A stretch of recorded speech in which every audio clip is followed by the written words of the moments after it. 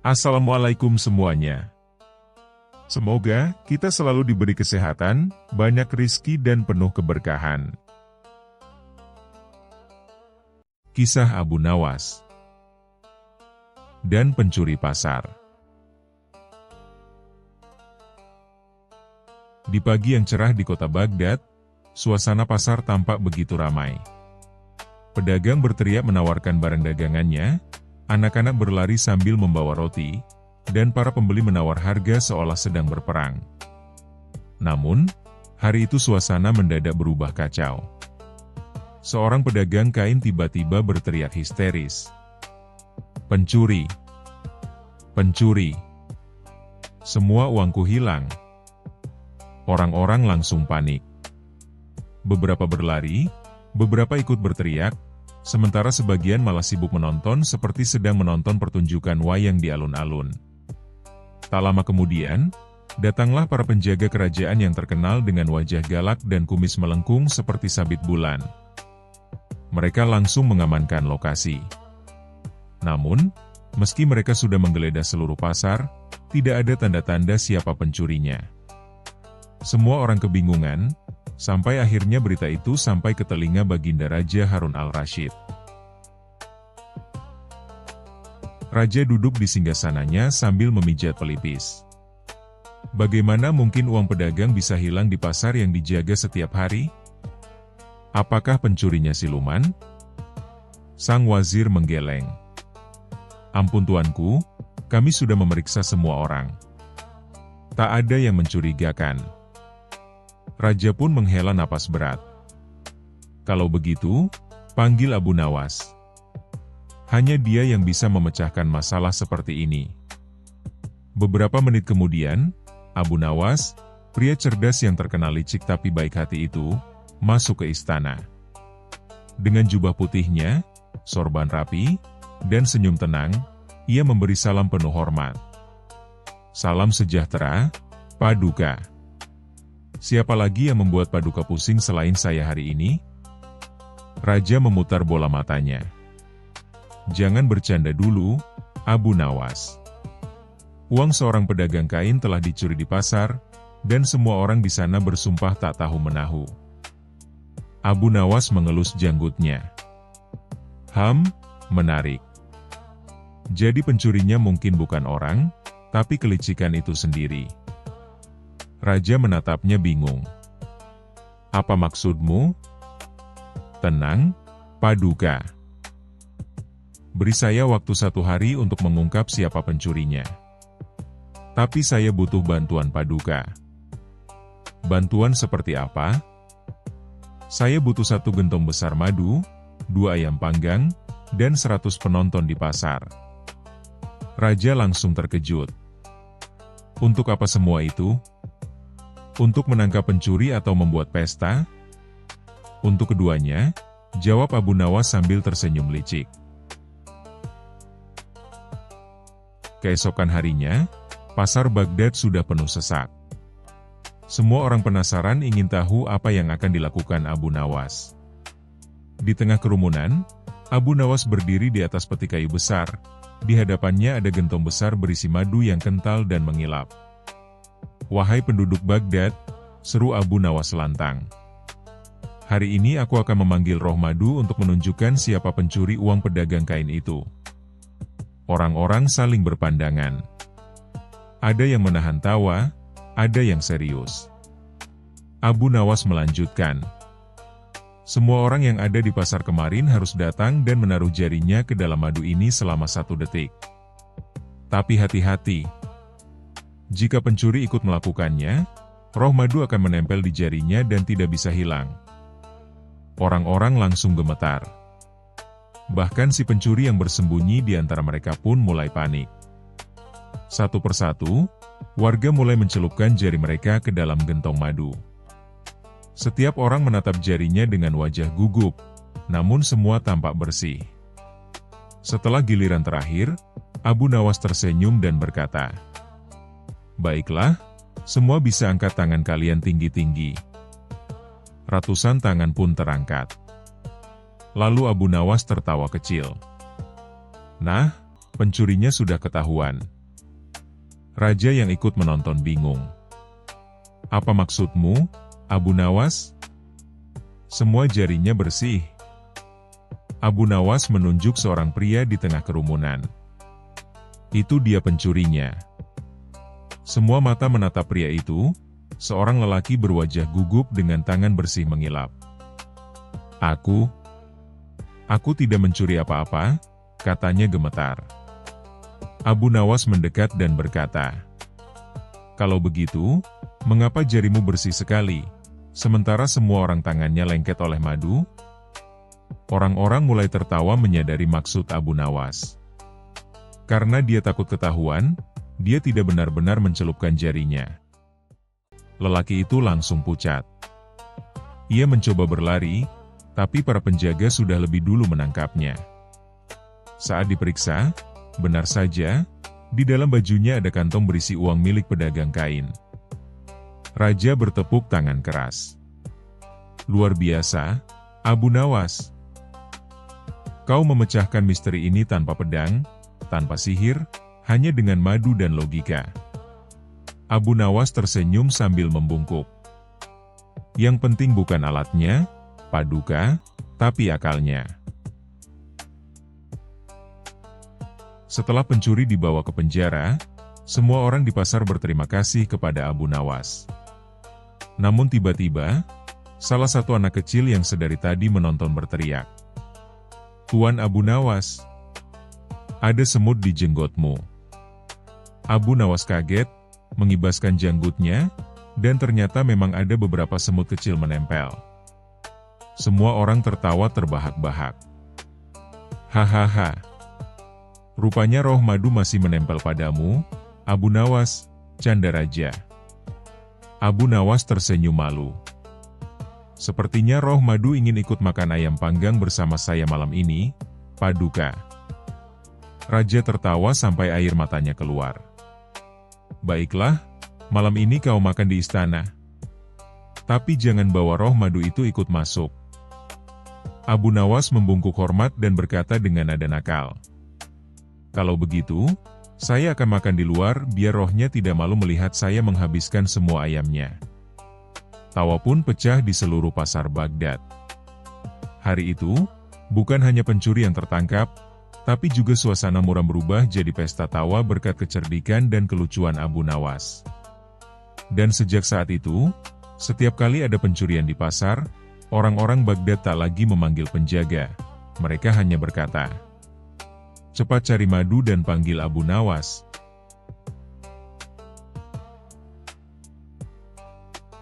Kisah selanjutnya.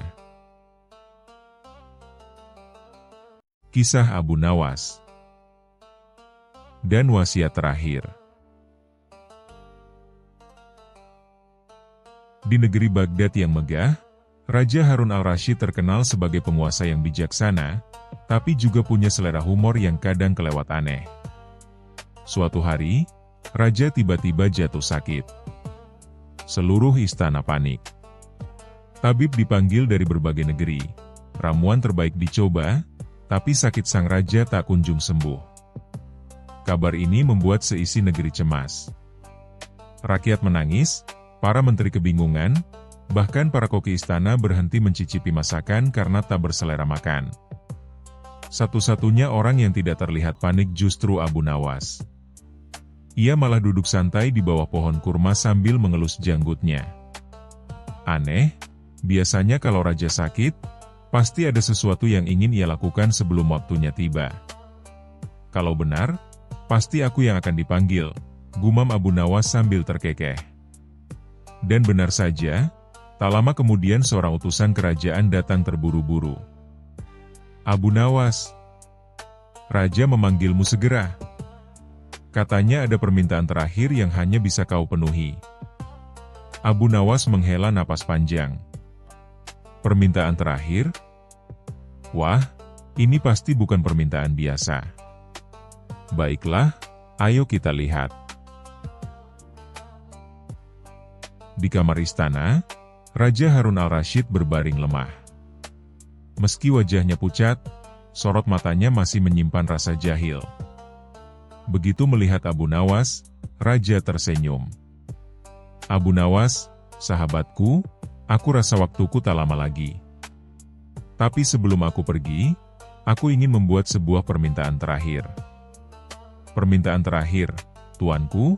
Tanya Abu Nawas sambil menahan cengiran. Apakah tuanku ingin istana baru di atas awan? Atau ingin sungai susu mengalir di taman belakang? Raja menggeleng. Tidak. Permintaanku sederhana, tapi sangat penting. Aku ingin dimakamkan di atas langit. Apa? Abu Nawas hampir jatuh saking kagetnya. Para menteri pun saling pandang, ada yang menutup mulut menahan tawa, ada yang justru pucat pasi. Betul, kata Raja mantap. Aku tidak mau dikuburkan di tanah seperti orang biasa.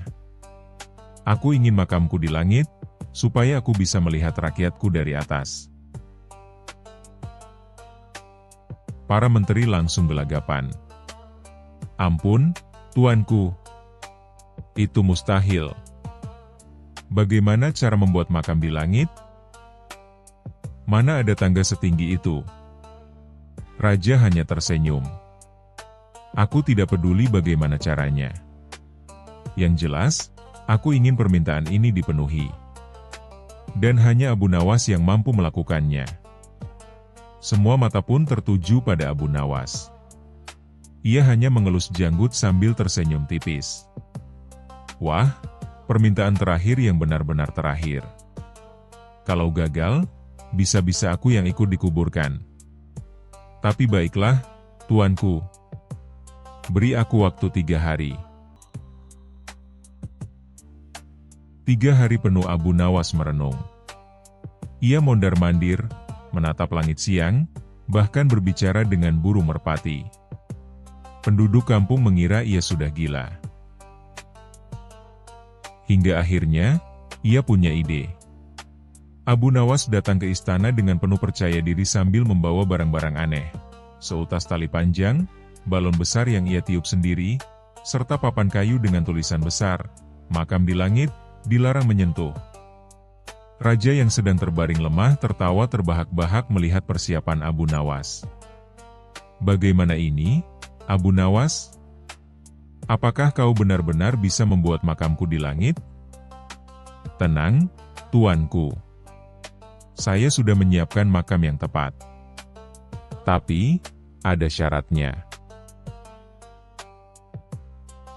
Abu Nawas dengan wajah serius berkata, syaratnya adalah, semua menteri harus ikut menggali liang kubur, tapi bukan di tanah, melainkan di udara. Para menteri langsung pucat. Menggali udara? Mana mungkin?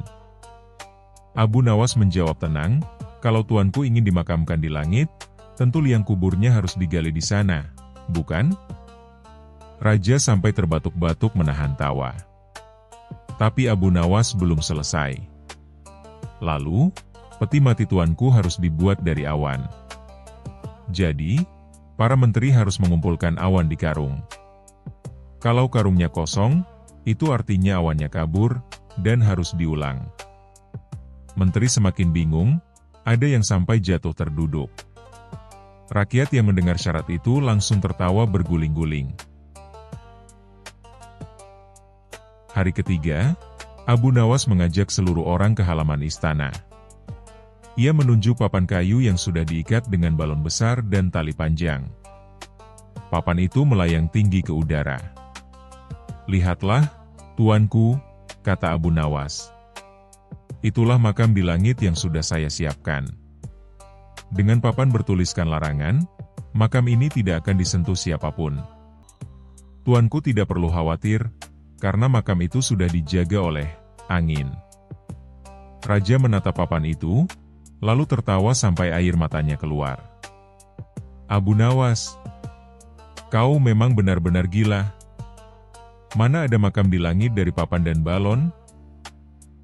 Abu Nawas menunduk hormat. Betul, tuanku. Sama gilanya dengan permintaan seseorang yang ingin dimakamkan di langit. Kalau permintaannya mustahil, maka jawabannya pun harus mustahil.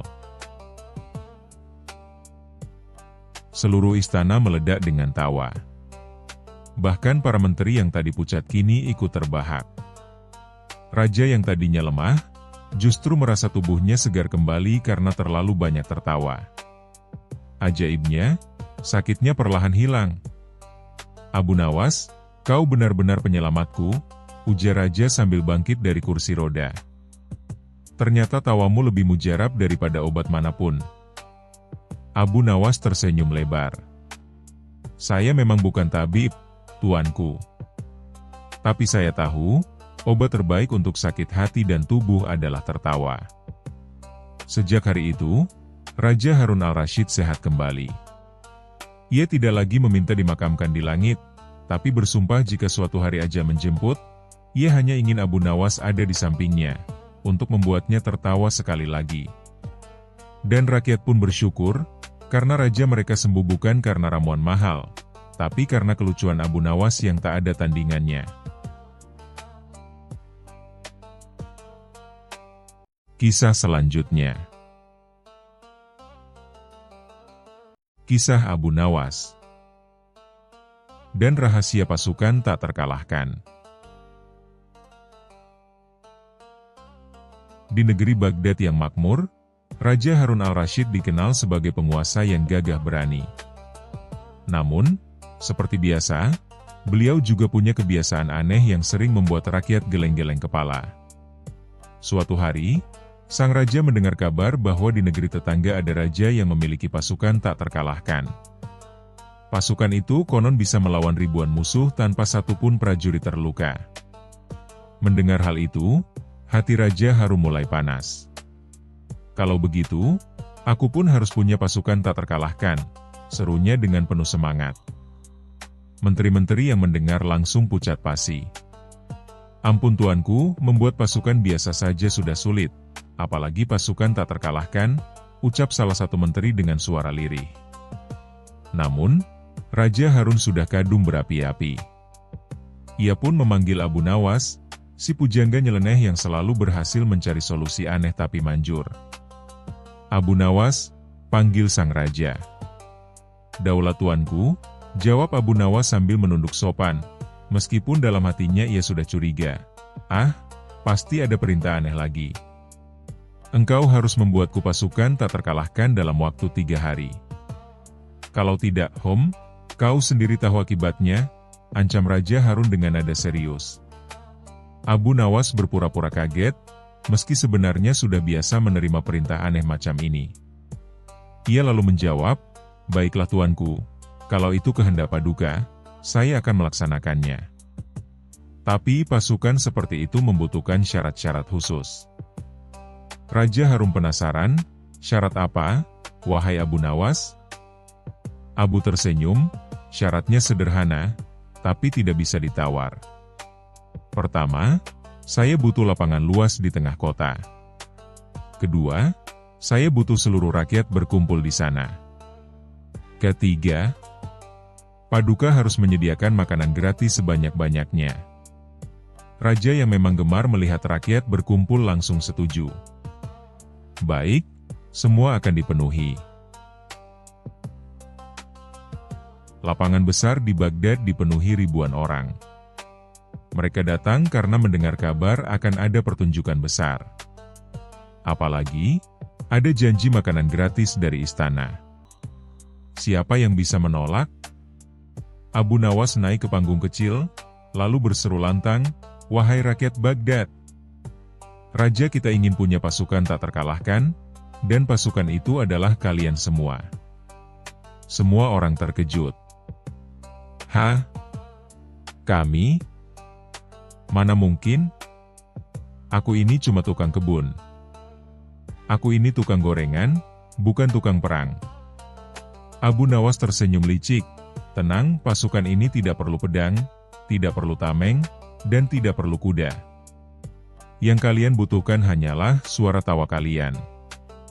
Orang-orang bengong, sementara Raja Harun yang duduk di kursi singgasana darurat juga terheran-heran.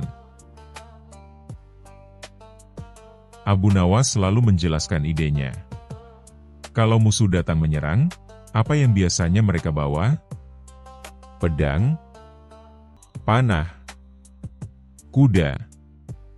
Teriak rakyat menjawab. Betul, sahut Abu Nawas. Tapi, kalau musuh tiba-tiba ditertawakan habis-habisan oleh ribuan orang, apa yang terjadi? Mereka akan bingung, malu, bahkan bisa lari terbirit-birit. Tidak ada yang lebih memalukan daripada menyerang negeri, tapi bukannya ditakuti, malah ditertawakan. Rakyat pun mulai paham, dan sebagian bahkan sudah tertawa membayangkannya. Abu lalu mengajarkan berbagai macam tawa perang. Hahaha, untuk mengejek. Hihihi, untuk menyindir. Hohoho, untuk menggetarkan lawan. Dan yang paling dahsyat, hahaha, hihihi, hohoho, untuk membuat musuh merasa mereka sedang menghadapi orang gila. Raja Harun yang mendengar itu sampai hampir jatuh dari kursinya karena tertawa geli. Luar biasa, Abu Nawas. Pasukan seperti ini memang belum pernah ada. Untuk membuktikan kekuatan pasukan tak terkalahkan itu, Abu Nawas mengatur sebuah uji coba perang. Sejumlah prajurit kerajaan diminta berpura-pura menjadi musuh. Mereka maju dengan wajah garang, membawa pedang kayu dan tameng seadanya. Begitu para musuh maju, Abu memberi aba-aba. Pasukan Baghdad serang dengan tawa. Sekejap saja, lapangan dipenuhi suara ribuan orang tertawa keras-keras. Hahaha. Hihihihihi. Hohohohoho. Prajurit pura-pura musuh yang awalnya serius, akhirnya tidak tahan. Mereka ikut tertawa, bahkan ada yang sampai jatuh berguling di tanah sambil memegangi perut. Rakyat pun makin bersemangat. Ada yang sampai tepuk-tepuk paha, ada yang mimik wajahnya aneh karena kebanyakan ketawa. Raja Harun sendiri sampai meneteskan air mata saking lucunya. Ya Allah perutku. Ini memang pasukan tak terkalahkan. Musuh mana yang kuat menahan tawa seperti ini?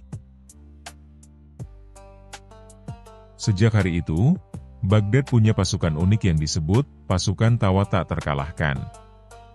Setiap ada kabar musuh hendak menyerang, rakyat cukup berkumpul, lalu tertawa bersama-sama. Hasilnya, musuh yang tadinya penuh semangat malah kebingungan, lalu memilih pulang tanpa jadi menyerang. Rakyat pun hidup lebih damai, karena ternyata, senjata paling ampuh bukan pedang atau panah, melainkan tawa yang tulus dan kompak. Dan tentu saja, hanya Abu Nawas yang bisa memikirkan ide kocak semacam ini. Raja Harun pun mengumumkan, mulai sekarang, Baghdad dikenal sebagai negeri paling bahagia di dunia. Karena kami punya pasukan yang tak terkalahkan oleh siapapun. Rakyat bersorak gembira, Abu Nawas tersenyum puas, sementara para musuh di negeri tetangga hanya bisa menggaruk kepala sambil berkata, bagaimana kita bisa menang melawan orang-orang yang tertawa ketika diserang?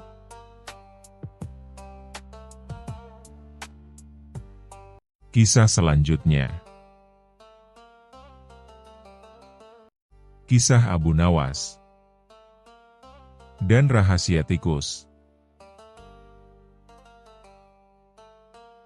Pada suatu malam yang tenang di kota Baghdad, Abu Nawas sedang berjalan pulang dari pasar setelah seharian penuh menghibur orang dengan tingkah kocaknya. Udara malam itu segar, tapi kantong Abu Nawas justru terasa kosong. Tidak ada uang, tidak ada makanan, dan perutnya keroncongan seperti beduk menjelang adzan. Ya ampun, malam ini aku bisa-bisa tidur hanya ditemani suara perutku sendiri, gumam Abu Nawas sambil mengelus perutnya yang lapar. Namun, tak disangka, di tengah jalan yang remang-remang, ia mendengar suara kecil, lirih tapi jelas. Abu Nawas! Abu Nawas! Abu Nawas terlonjak. Ia menoleh ke kanan-kiri, tapi tak melihat siapapun. Jalan itu sepi, hanya ditemani cahaya bulan dan lampu minyak dari kejauhan. Siapa yang memanggilku?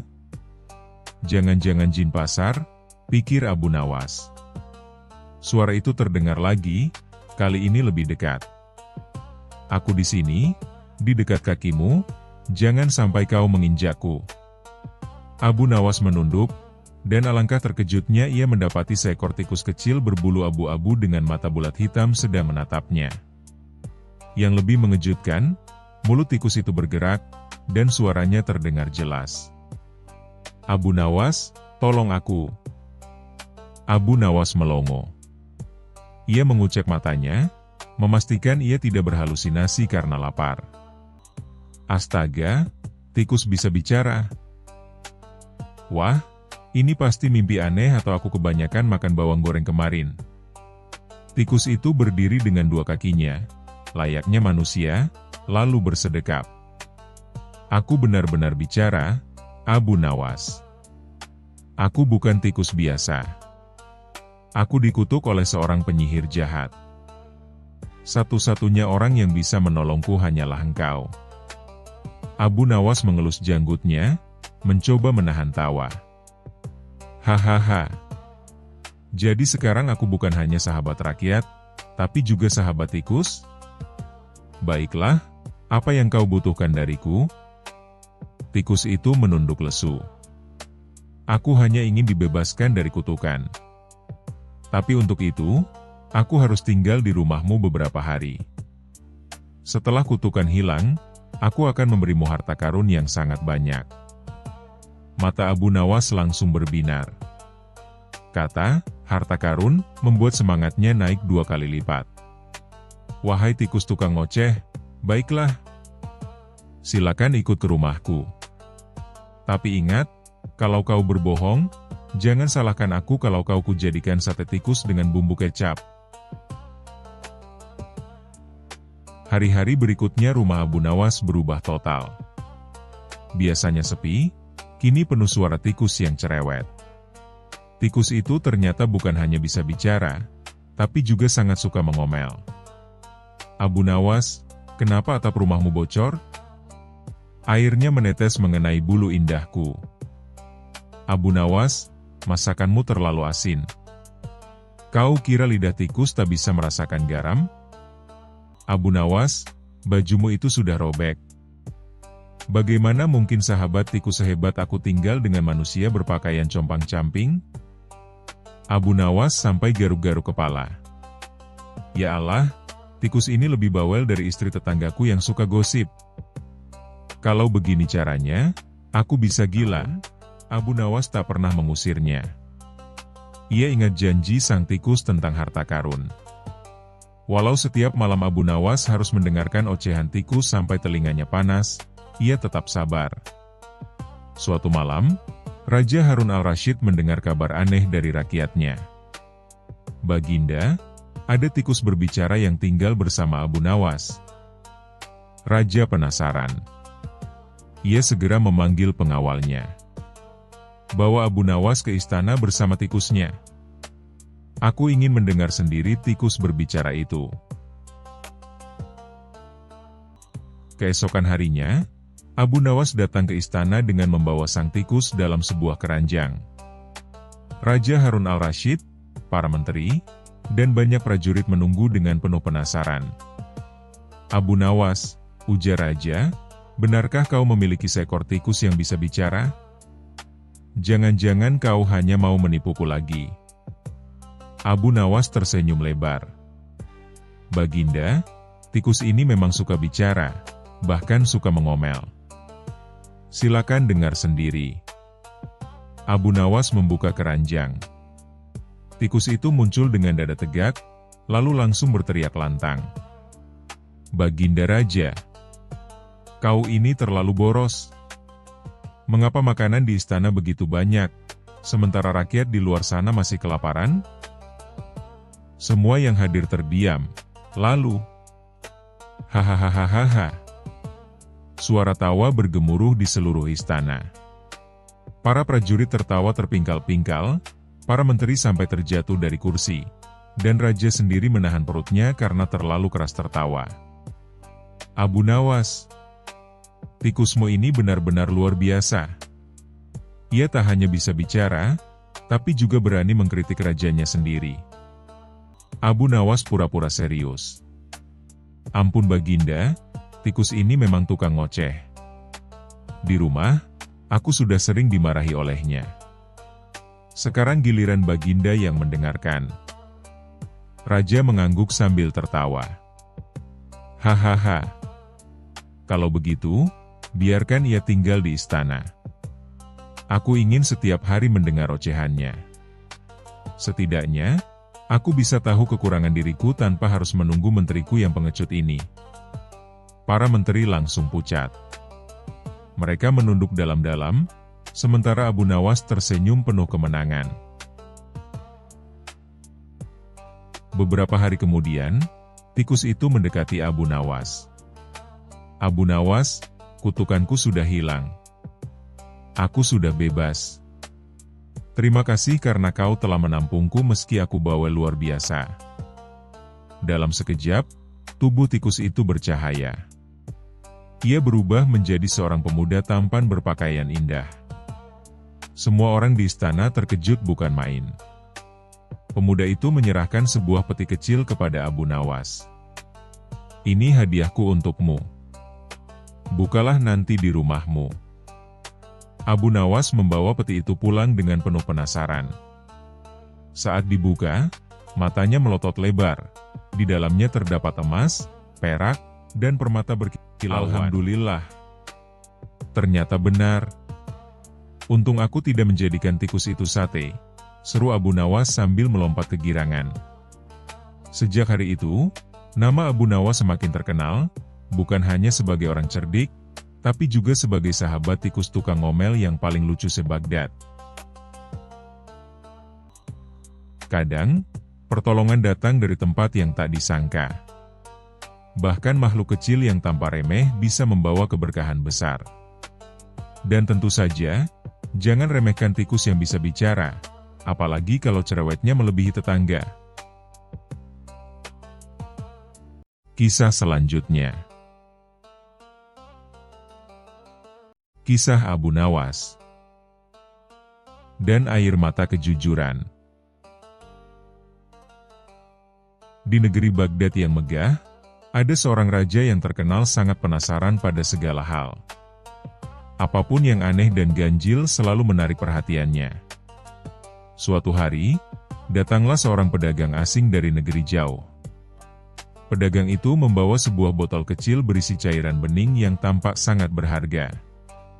Ia mempersembahkan botol itu kepada sang raja. "Tuanku yang mulia," ucap pedagang itu dengan penuh hormat. "Ini bukan air biasa. Ini adalah air mata kejujuran. Barang siapa meneteskan setetes di lidahnya, ia akan terpaksa berkata jujur. Tidak bisa berdusta, sekalipun hanya sekali." Raja langsung terbelalak. "Hah? Ada air semacam itu?" Ia begitu penasaran, sampai-sampai tidak bisa duduk dengan tenang. Pedagang itu menunduk sambil berkata, "Benar, tuanku. Air ini sangat langka. Hanya didapat dari tangisan seorang pertapa suci yang tidak pernah berbohong seumur hidupnya." Raja makin heran dan penasaran. Tapi di balik rasa ingin tahunya, ia juga sedikit takut. Bagaimana kalau air itu digunakan padanya? Apa jadinya bila rahasia kerajaan terbongkar?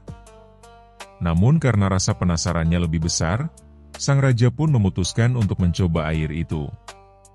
Tapi, tentu saja ia tidak mau jadi korban percobaan pertama. Dengan licik, ia berseru, "Abu Nawas, panggil Abu Nawas kemari." Ketika dipanggil, Abu Nawas datang dengan langkah santai seperti biasa, wajahnya penuh senyum ramah.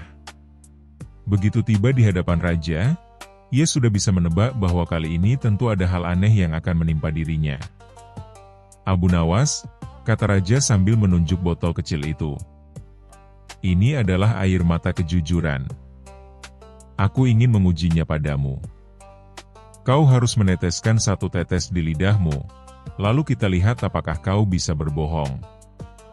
Abu Nawas langsung merasa jantungnya berdegup kencang. Ia tahu, kalau sampai jujur sepenuhnya, habislah dirinya. Betapa banyak akalnya yang kadang harus dipoles dengan bumbu kebohongan kecil untuk mengelabui raja. Tapi, karena tak mungkin menolak perintah raja, ia pun menerima botol itu dengan tangan gemetar. Ia menatap cairan bening tersebut. Sambil dalam hati ia berkata, "Wahai air bening, semoga engkau hanyalah air mata bawang, bukan air mata kejujuran." Dengan pasrah, ia pun meneteskan setetes di lidahnya. Raja segera bertanya, "Abu Nawas, apakah kau pernah berbohong padaku?" Abu Nawas terdiam. Lidahnya mendadak terasa seperti disetrum.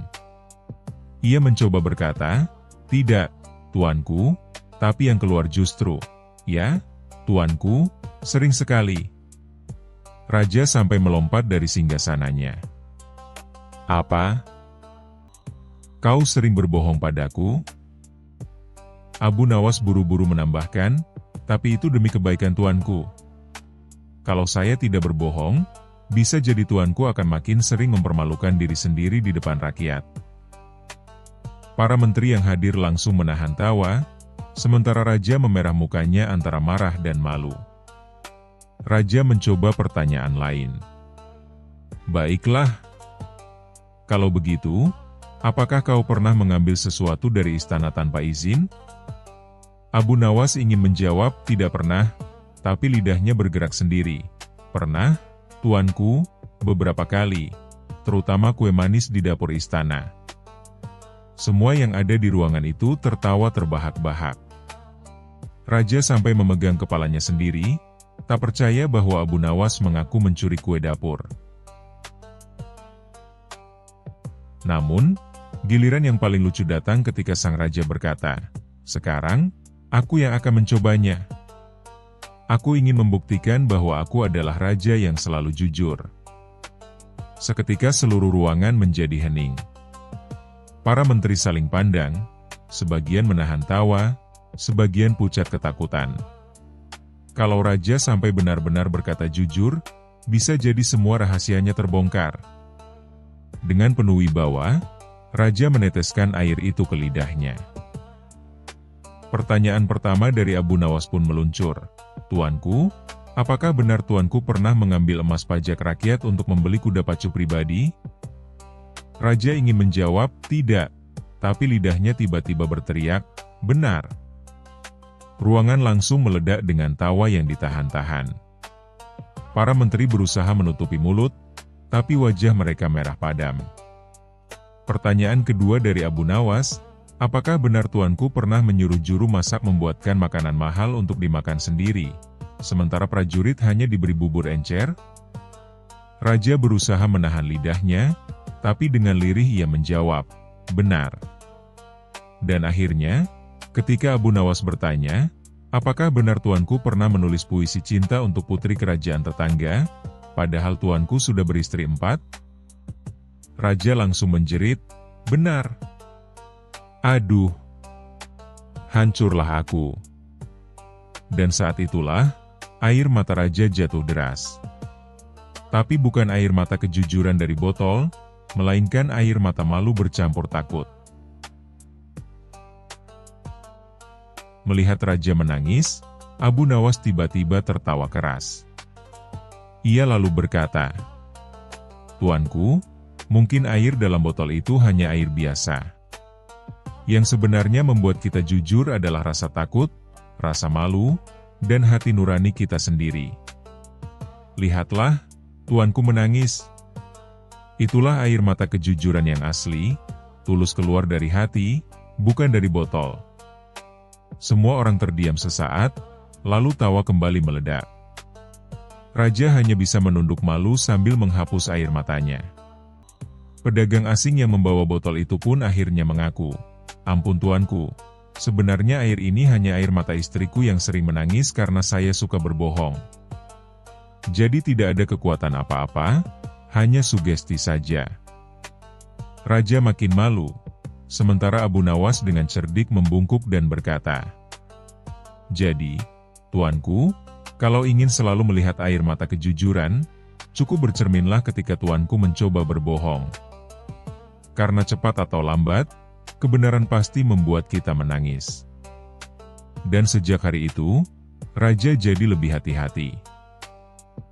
Ia memang masih sering penasaran, tapi tak lagi mudah percaya pada pedagang asing dengan barang aneh.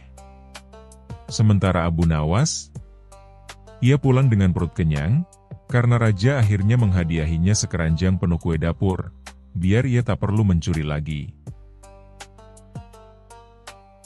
Kejujuran terkadang lebih lucu daripada kebohongan, dan bagaimana air mata bisa menjadi cermin paling jujur dari hati manusia.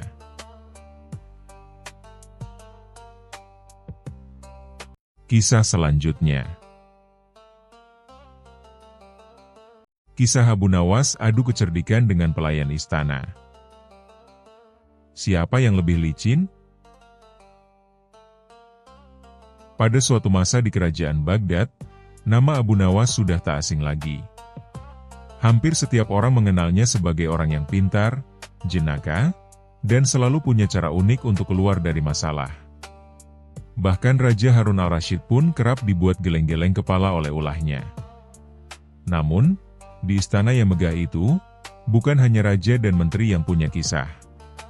Ada juga para pelayan istana, yang sehari-hari mengurusi segala urusan dapur, kamar, dan tamu agung. Biasanya mereka bekerja tanpa banyak bicara, tetapi ada satu pelayan yang terkenal berbeda, Hasan si cerdik. Hasan punya otak encer, cepat tanggap, dan terkenal pandai mencari alasan. Kadang, kelicikannya berhasil membuat menteri-menteri bingung. Karena itu, para pelayan lain sering berkata, kalau ada yang bisa menandingi kepintaran Abu Nawas, mungkin cuma Hasan. Tentu saja, ucapan itu sampai ke telinga Raja Harun al-Rashid. Sang raja yang memang gemar melihat adu kecerdikan segera memanggil Abu Nawas dan Hasan. Di ruang singgasana, Raja duduk dengan wajah penuh rasa ingin tahu.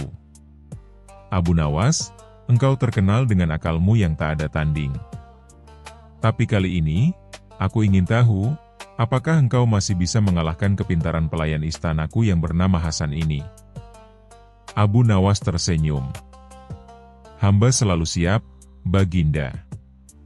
Tapi mohon maaf, apakah hamba akan beradu pedang atau beradu otak?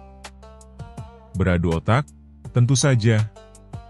Kalau beradu pedang, mungkin kalian berdua malah kabur duluan, jawab Raja sambil tertawa. Hasan pun menyembah sambil berkata dengan percaya diri. Hamba siap, Baginda. Hamba tidak akan membuat malu para pelayan istana. Raja pun berkata, baiklah. Aku akan memberi kalian sebuah tugas. Siapa yang bisa menyelesaikannya dengan cara paling cerdik, dialah yang menang. Raja lalu mengambil sebuah kendi besar berisi air. Ambil air dari kendi ini, lalu bawa ke kebun belakang. Tapi ingat, kalian tidak boleh menggunakan kendi, ember, atau wadah apapun.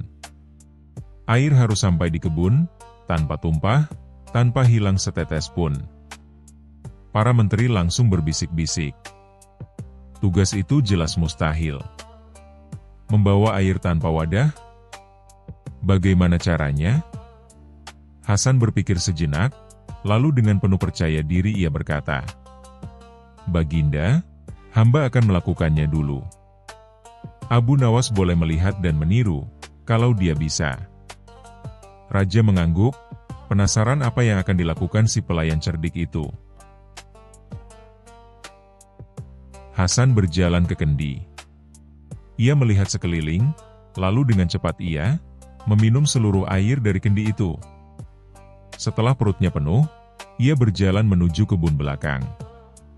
Di sana, ia jongkok dan, Anda tentu bisa menebak sendiri apa yang ia lakukan. Para menteri yang melihat langsung tertawa terpingkal-pingkal, sementara raja pun sampai menutup wajahnya dengan tangan. Hasan, apa-apaan ini? Kau sungguh berani mempermainkan istana dengan cara itu? Tapi Hasan berdalih, Baginda, air dari kendi sudah hamba bawa ke kebun. Tidak ada setetes pun yang hilang. Soal bentuknya yang sedikit berubah, itu di luar kuasa hamba. Raja terdiam, lalu akhirnya tertawa terbahak-bahak. Baik, baik. Itu memang licik, tapi cukup cerdik. Sekarang, giliranmu, Abu Nawas. Abu Nawas menggaruk kepala, berjalan mondar-mandir seperti orang kebingungan. Baginda, hamba boleh bertanya dulu? Apakah air harus benar-benar berpindah ke kebun, atau cukup sampai di kebun? Raja menjawab, pokoknya sampai di kebun, Abu Nawas. Abu Nawas pun tersenyum licik. Ia mendekati kendi, lalu dengan santai mengangkat kendi itu. Ia bawa sendiri kendi berisi air tersebut ke kebun belakang. Setelah sampai, ia berkata lantang, Baginda, air dari kendi sudah sampai di kebun, tanpa tumpah, tanpa hilang setetes pun. Tugas selesai. Semua orang terperangah.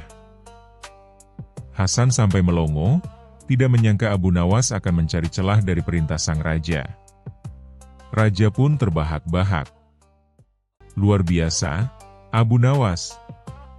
Engkau benar-benar membawanya tanpa menyalahi aturan.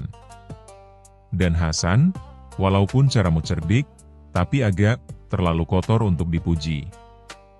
Hasan mencoba membela diri. Tapi Baginda, hamba juga tidak menyalahi aturan. Raja tertawa lebih keras lagi. Benar. Tapi kalau semua pelayan istana meniru caramu, mungkin kebun belakang akan berubah jadi kolam bau. Semua orang pun tertawa, kecuali Hasan yang wajahnya memerah seperti kepiting rebus. Sejak hari itu, persaingan antara Abu Nawas dan Hasan menjadi bahan cerita di istana. Para pelayan sering menggoda Hasan. Hati-hati, nanti kalau ada kendi, jangan sampai kau minum lagi. Sementara itu, Abu Nawas semakin terkenal sebagai orang yang bukan hanya cerdik, tapi juga tahu cara paling bersih untuk menyelesaikan masalah. Dan Raja Harun al-Rashid kembali berkata, selama Abu Nawas ada di Baghdad, aku tak akan pernah kehabisan tawa.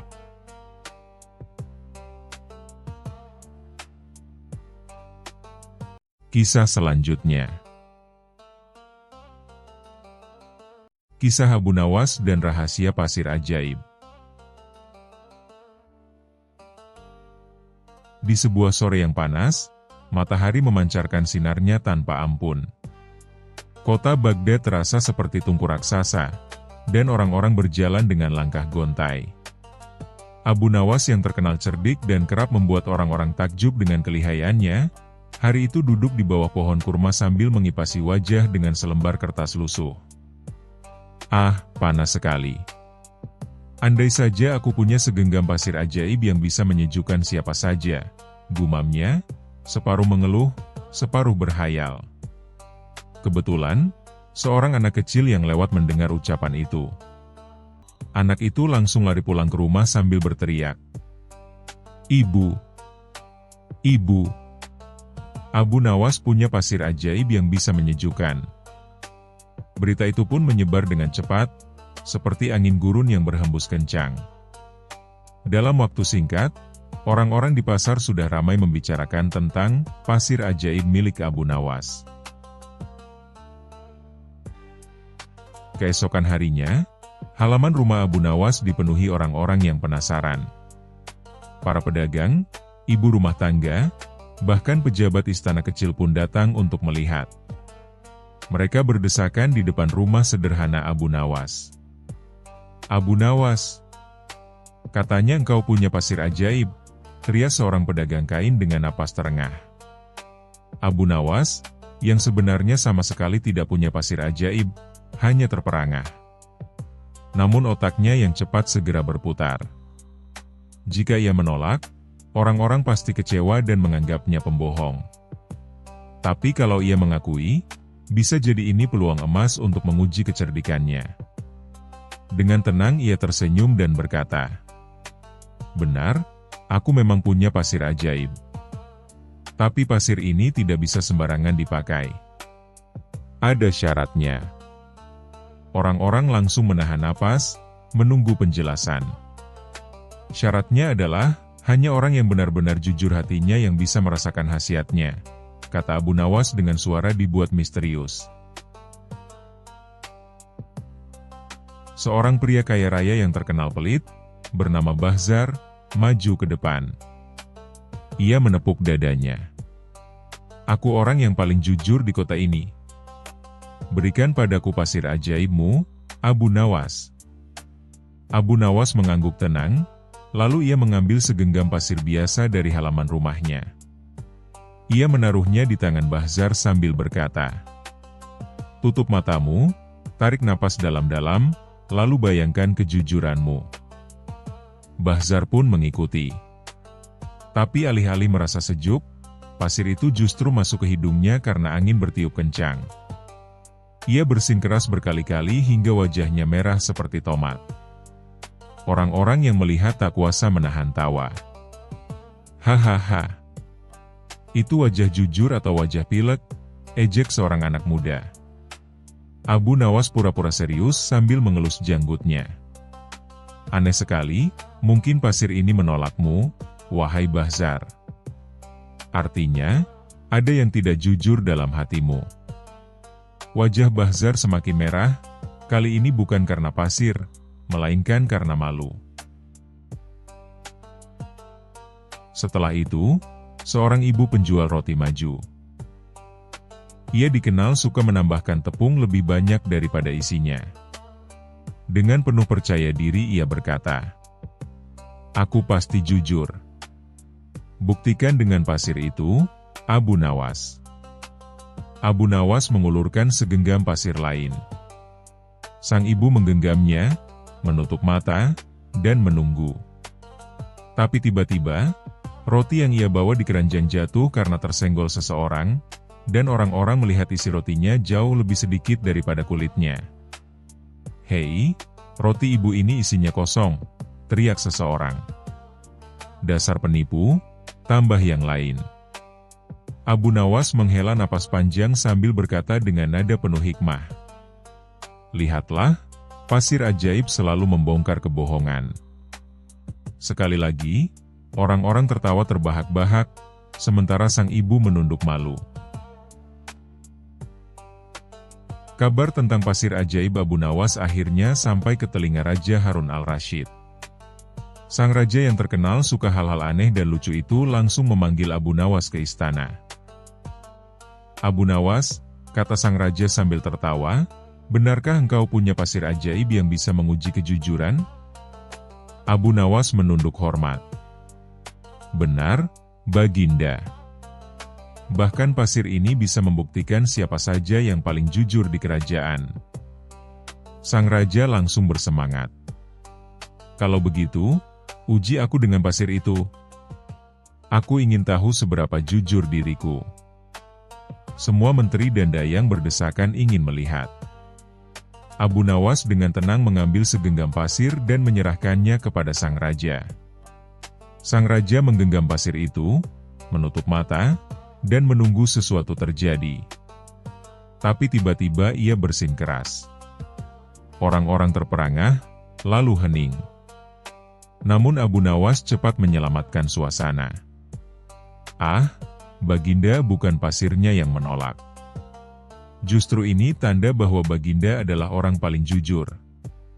Sebab hanya orang jujurlah yang bisa membuat pasir ikut gembira sampai beterbangan ke udara." Semua orang langsung bertepuk tangan dan bersorak. Sang raja pun tertawa terbahak-bahak, merasa terhibur. Sejak hari itu, pasir biasa di halaman Abu Nawas dianggap sebagai pasir ajaib. Orang-orang tetap datang meminta uji kejujuran, meski setiap kali hasilnya selalu membuat mereka malu atau ditertawakan. Dan Abu Nawas, ia tidak pernah menyebut dirinya penipu. Ia hanya berkata, "Aku tidak berbohong. Pasir ini memang ajaib, karena mampu menunjukkan siapa yang jujur dan siapa yang tidak. Yang membuatnya ajaib bukan pasirnya, melainkan tingkah orang-orang sendiri." Orang-orang akhirnya sadar, keajaiban itu bukan ada di dalam pasir, melainkan dalam cerdiknya Abu Nawas memutarbalikkan keadaan. Cerita ini pun tersebar luas di Baghdad. Dan setiap kali orang melihat segenggam pasir di jalan, mereka akan teringat pada Abu Nawas dan keajaiban lucunya yang membuat semua orang terpingkal. Kisah selanjutnya. Kisah Abu Nawas dan Negeri Awan. Di suatu pagi yang cerah, Abu Nawas sedang duduk santai di depan rumahnya sambil menyeruput secangkir kopi. Ia menatap langit yang biru sambil bergumam, "Andai aku bisa terbang ke atas awan, pasti hidupku tak perlu repot-repot mencuci baju dan membayar pajak." Kalimat ngawurnya ini ternyata terdengar oleh seorang pedagang keliling yang lewat sambil menuntun keledainya. "Hei Abu Nawas," seru pedagang itu. "Katanya kau bisa pergi kemana saja, bahkan menipu raja. Apa kau bisa pergi ke negeri awan?" Abu Nawas tersedak kopinya. "Ke negeri awan?" "Iya," lanjut si pedagang sambil tertawa. "Kalau kau bisa pergi ke negeri awan dan bawa oleh-oleh dari sana, semua orang di kota akan percaya kau memang orang paling hebat. Tapi kalau tidak, jangan coba-coba duduk di depan rumah lagi. Malu kota ini."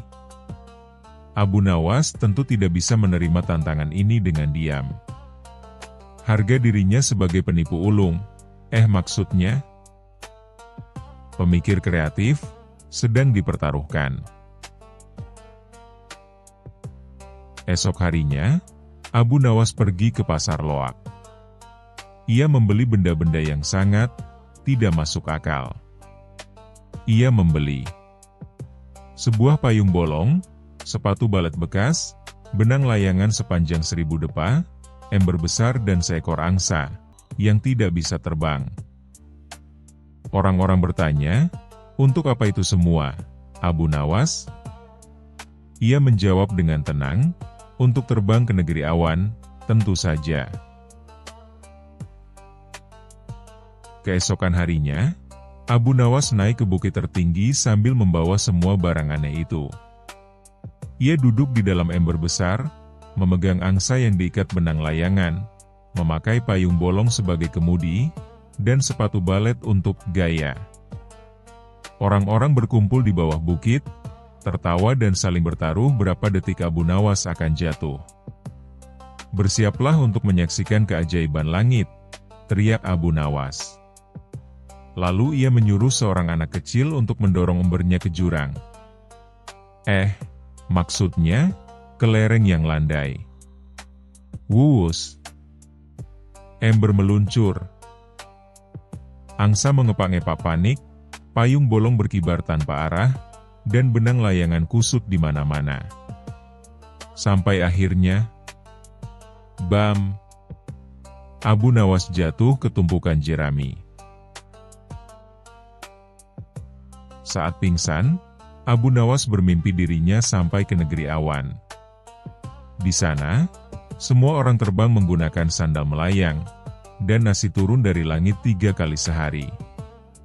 Ia bertemu Raja Awan bernama Sultan Udan Gerimis, seorang pria gemuk berbulu kapas, yang selalu mendengkur saat berbicara.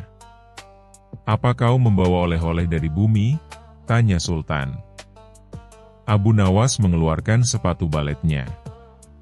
"Ini, sepatu sakti bumi. Bisa membuat Anda menari meski sedang lapar." Raja tertawa dan memberikan Abu Nawas hadiah, seekor monyet berkacamata yang bisa berbicara. "Bawalah monyet ini sebagai bukti kau pernah ke negeri awan," kata sang raja. Abu Nawas terbangun di atas jerami. Di pangkuannya, seekor monyet sungguhan sedang duduk, mengenakan kacamata. Entah dari mana datangnya, tidak ada yang tahu. Tapi orang-orang yang menyaksikan langsung percaya. Monyet itu benar-benar bicara, teriak seseorang. Dan benar saja. Namaku Tito, dan aku butuh kopi, kata si monyet dengan suara parau. Semua orang heboh, percaya Abu Nawas benar-benar ke negeri awan. Mereka mengaraknya keliling kota. Pedagang keliling yang menantangnya malah minta ampun dan mengaku kalah. Beberapa hari kemudian, Raja mendengar kisah ini dan memanggil Abu Nawas. Kalau kau bisa ke negeri awan, kata Raja, bawa aku ke sana. Aku ingin bertemu Sultan Udan Gerimis. Abu Nawas tersenyum. Paduka, hanya mereka yang punya hati selembut awan dan pikiran seaneh mimpi yang bisa sampai ke sana. Raja bingung, tapi karena tidak mau dibilang hatinya keras dan pikirannya normal, ia mengangguk. Kalau begitu, aku percaya padamu saja, Abu Nawas. Dan begitulah. Abu Nawas kembali menang hanya dengan ember, angsa panik, dan monyet ajaib yang entah dari mana. Kadang, yang membuatmu terbang bukan sayap, tapi akal yang kelewat bebas dan mulut yang kebanyakan gaya.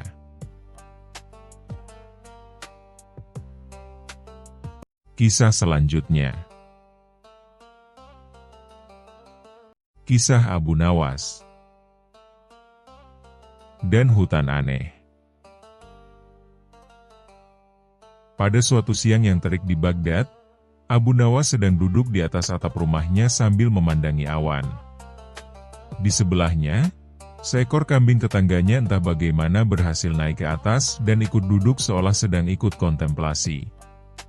Kalau saja aku bisa hidup seperti awan, melayang kemanapun aku mau, tak ada yang suruh bersih-bersih rumah, gumam Abu Nawas sambil mengelus jenggotnya.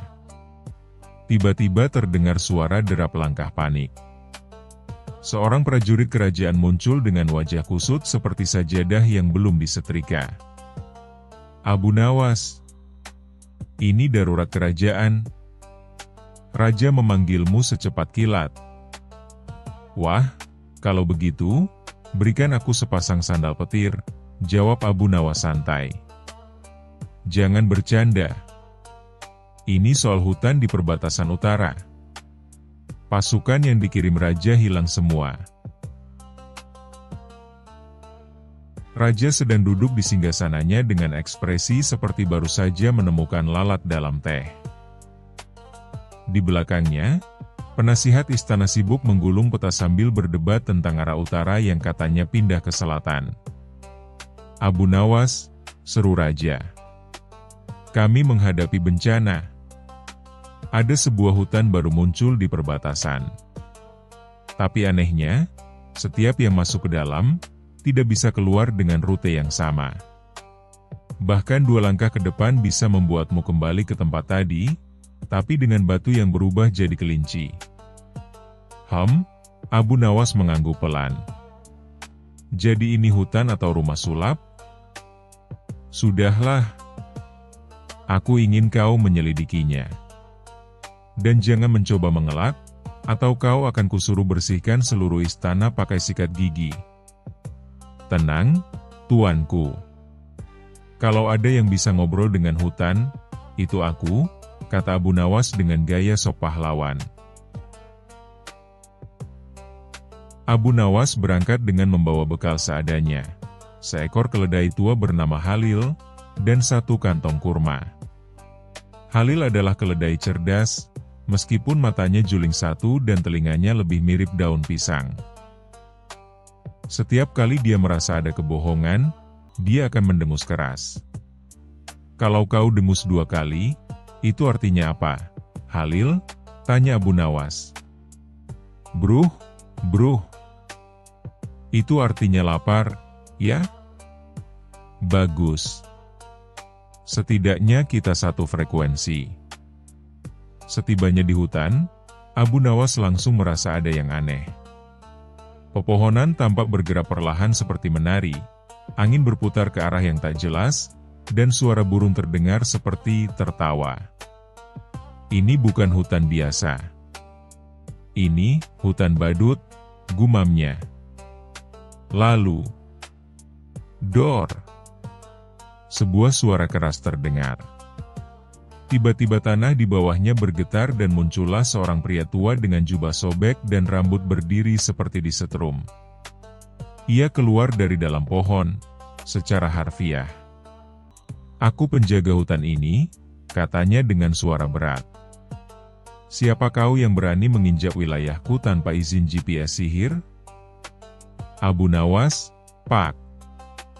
Penghibur profesional. Kadang dukun, kadang filsuf, tergantung bayaran. Penjaga hutan itu ternyata seorang penyihir pensiunan bernama Kakek Karzak, yang dulu sering diminta tolong untuk sulap istana tapi kini merasa dunia membosankan. Ia menciptakan hutan ini sebagai eksperimen. Pohon-pohon bisa berpindah tempat, batu bisa menjadi ayam, dan sungai kadang mengalir ke langit. Ia menyebutnya, seni kebingungan tingkat tinggi. "Tapi kenapa semua orang tersesat?" tanya Abu Nawas. "Karena kalau mereka tidak tersesat, siapa yang akan mengagumi kejeniusan desainku?" jawab Karzak bangga. Abu Nawas menggeleng-geleng. "Kalau begitu izinkan aku buat solusi. Aku akan jadi pemandu wisata tersesat." Abu Nawas memulai petualangan dengan membuat peta versi dirinya. Tapi peta itu malah berubah menjadi kertas tisu saat melewati jembatan angin. Ia lalu menandai pohon dengan tali, namun saat kembali, talinya sudah dipakai oleh seekor burung sebagai tali jemuran. Di tengah kebingungan itu, Halil keledainya malah bertingkah jadi pemimpin. Setiap kali mendengus 2 kali, Abu Nawas tahu bahwa arah itu harus dihindari. Anehnya, Halil selalu berhasil menemukan jalan yang kurang gila. Setelah beberapa hari dan banyak kejadian lucu, seperti dikejar pohon beringin marah dan disiram hujan dari bawah, akhirnya Abu Nawas mendapat ide, buat sistem arah berdasarkan bunyi. Ia meminta Kakek Karzak menciptakan pohon-pohon yang bisa berbunyi saat disentuh. Ada pohon ting untuk arah utara, tung untuk selatan, dan ploing untuk keluar hutan. Kakek Karzak menyukai ide itu. Ia juga menambahkan efek suara kentut bila arah salah, biar pengunjung ingat bahwa salah itu bisa memalukan, katanya. Abu Nawas kembali ke istana dengan peta suara. Kini, setiap pengunjung bisa menelusuri hutan hanya dengan mendengarkan irama pohon. Hutan jadi tempat wisata baru kerajaan, dan Abu Nawas jadi selebriti dadakan. Raja pun berkata, "Aku bangga padamu, Abu Nawas. Tapi aku masih bingung. Mengapa keledaimu lebih pintar dari pasukan elitku?" "Karena keledai tak pernah berpikir dia pintar, tuanku." "Berbeda dengan manusia," jawab Abu Nawas sambil tersenyum licik. Raja terdiam sejenak, lalu tertawa terbahak-bahak. "Hahaha. Kau memang luar biasa. Tapi tetap saja, jangan suruh pohon-pohon itu bernyanyi saat aku lewat. Aku trauma pohon menyanyi sejak kecil." Dan sejak hari itu, hutan yang tadinya suka lupa arah menjadi tempat paling lucu dan aneh di seluruh Baghdad. Tapi yang paling penting, semua tahu, di mana ada kebingungan, di situ Abu Nawas pasti bisa membuat orang tertawa. Kisah selanjutnya. Kisah Abu Nawas dan emas berbicara. Hari itu, Baghdad sedang sibuk-sibuknya. Pasar ramai, para pedagang berteriak menawarkan barang dagangannya, dan suara rebutan harga terdengar di mana-mana. Tapi suasana berubah kacau ketika seekor unta tergelincir karena kulit semangka di jalan. Dari punggung unta itu, jatuhlah sebuah peti kecil berwarna emas yang langsung dikerubungi orang. Astagfirullah. Itu milikku, teriak seorang pria gendut dan berkumis tebal, Mustafa, si pedagang rempah yang terkenal pelit dan suka menyembunyikan uangnya di dalam kendi minyak zaitun. Mustafa buru-buru mengamankan peti itu dan langsung menuntun onta kembali pergi meninggalkan pasar. Beberapa hari kemudian, terdengarlah kabar mengejutkan dari istana, emas yang dikirim dari negeri tetangga hilang. Sumber terakhir peti itu? Ya, benar. Di tangan Mustafa. Para penjaga istana langsung mengepung toko rempah Mustafa. Engkau telah mencuri emas kerajaan. Tuduh seorang pengawal bertubuh kekar. Mustafa gemetar seperti daun salam di atas kompor. Sumpah demi jenggot kakekku. Aku cuma menyimpannya. Tidak kubuka, tidak kusentuh, tidak kugoda. Tapi para pengawal tak percaya. Mustafa diseret ke hadapan Hakim Kadi. Warga kota pun heboh. Padahal baru kemarin dia nawarin diskon kunyit, bisik seorang ibu-ibu. Begitu mendengar kabar Mustafa terjerat masalah, Raja Harun al-Rashid langsung mengutus orang memanggil Abu Nawas. Si jenius jenaka itu sedang bersantai di tepi sungai, memancing bukan ikan, tapi inspirasi. Aha! Kasus emas hilang? Sudah lama aku tidak bermain-main dengan logam mulia, kata Abu Nawas sambil menyimpan umpan berupa kerupuk. Di pengadilan, Hakim Kadi terlihat lelah. Abu Nawas, jangan main-main. Ini perkara serius.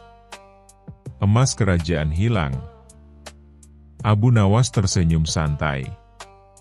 Wahai Hakim, izinkan aku mengajukan satu pertanyaan.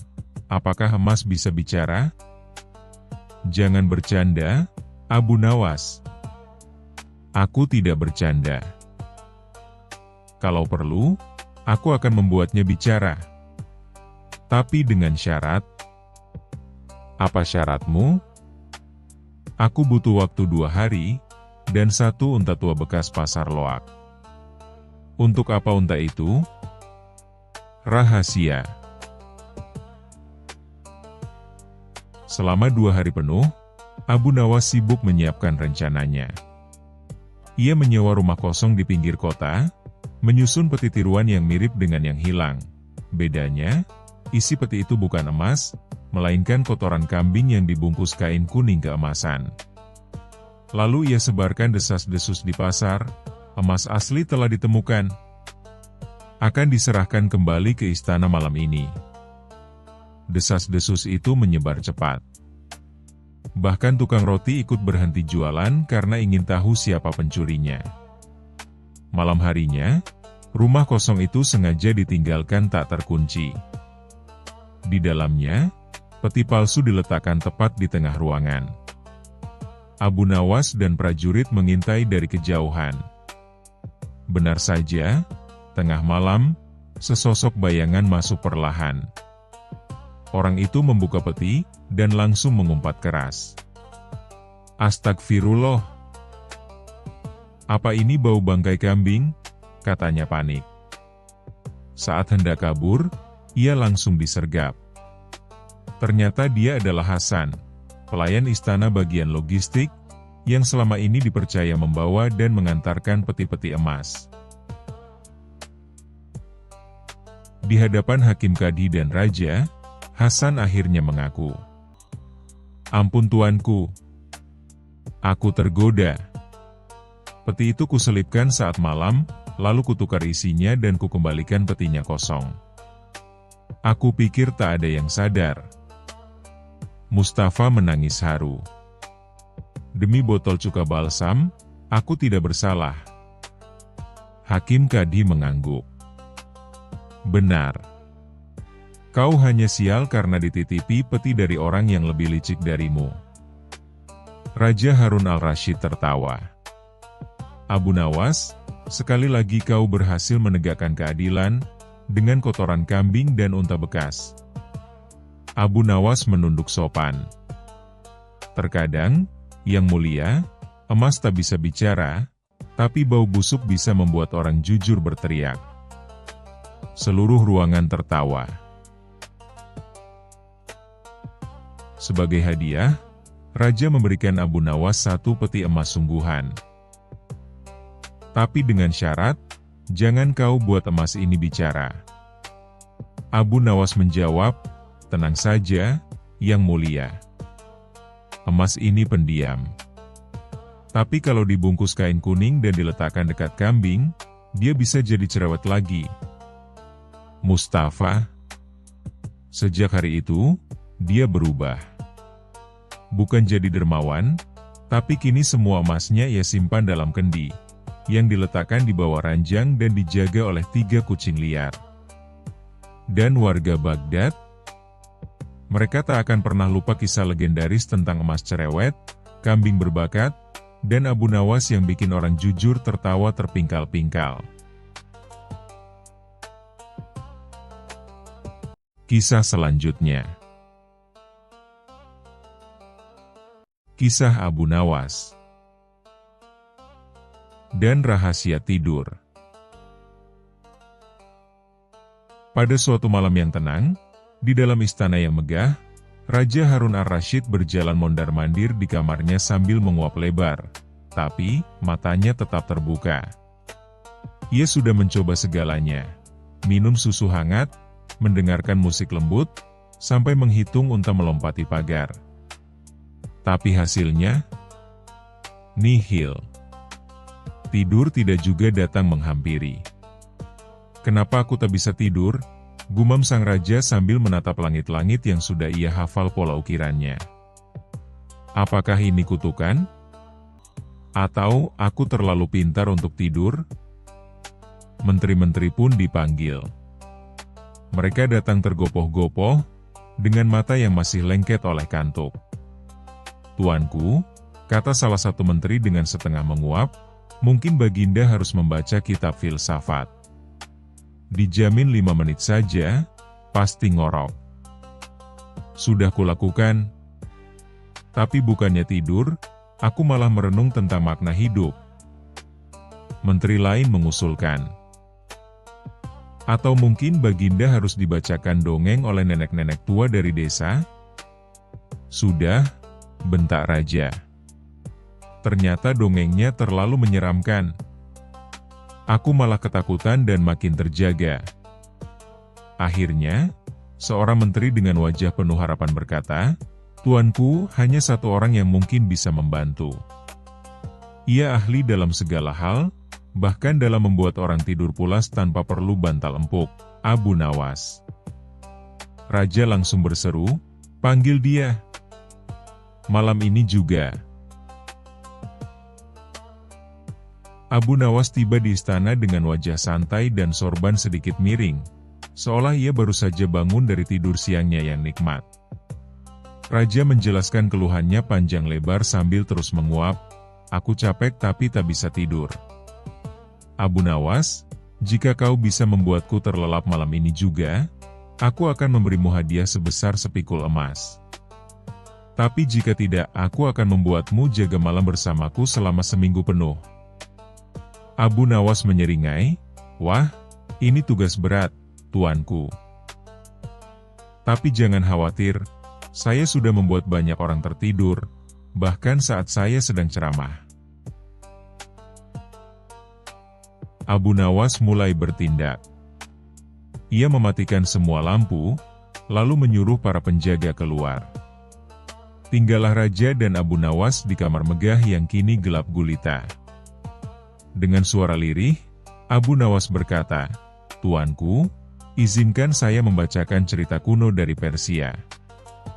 Tapi sebelum itu, Baginda harus berbaring dan tidak berbicara, apapun yang terjadi. Raja menurut. Lalu Abu Nawas mulai bercerita, tentang seekor siput yang ingin menjadi seekor kuda. Ceritanya begitu lambat, penuh jeda dan membosankan. Lalu sang siput berjalan sejauh 1 daun selama 3 hari dan... Abu Nawas, bisik raja sambil memutar tubuh, apa tidak ada cerita yang lebih seru? SHHH, tuanku. Diam itu kunci tidur. Dan Abu Nawas kembali melanjutkan, kemudian siput bertemu dengan batu dan memutuskan untuk menulis puisi padanya. Raja mengerang. Ini cerita atau hukuman? Tapi tanpa sadar, satu mata raja mulai tertutup. Satu lagi, perlahan-lahan menyusul. Beberapa menit kemudian, suara napas berat mulai terdengar. Raja Harun ar-Rasyid akhirnya tertidur. Bukan karena lelah, bukan karena susu, tapi karena cerita Abu Nawas yang super lambat dan membosankan secara ilmiah. Abu Nawas pun tersenyum puas. Ia mengambil selimut, menyelimutkan raja dengan lembut, lalu meninggalkan kamar sambil bergumam. Kadang, untuk membuat orang tertidur, cukup dengan menjadi lebih membosankan dari pikiran mereka sendiri. Raja bangun dengan wajah segar dan cerah. Ia bahkan bersenandung saat sarapan. Semua orang di istana terkejut. Abu Nawas, apa rahasiamu? Dengan gaya santai, Abu Nawas menjawab, saya hanya menyesuaikan ceritanya dengan isi kepala Baginda. Karena Baginda Raja yang penuh pemikiran, saya beri cerita yang kosong isi. Otak Baginda menyerah. Raja tertawa terbahak-bahak. Kau benar-benar jenius. Ambillah hadiahmu. Tapi tolong, jangan pernah ceritakan kisah siput itu padaku lagi. Tenang, tuanku. Saya saja ngantuk kalau mengingatnya, jawab Abu Nawas sambil terkikik. Sejak hari itu, Raja tak pernah takut insomnia lagi. Ia tinggal memanggil Abu Nawas atau membaca ulang kisah siput penyair yang legendaris itu. Dan rakyat pun berkata, jika kau tak bisa tidur, mintalah Abu Nawas membaca cerita lambat atau cobalah menjadi siput.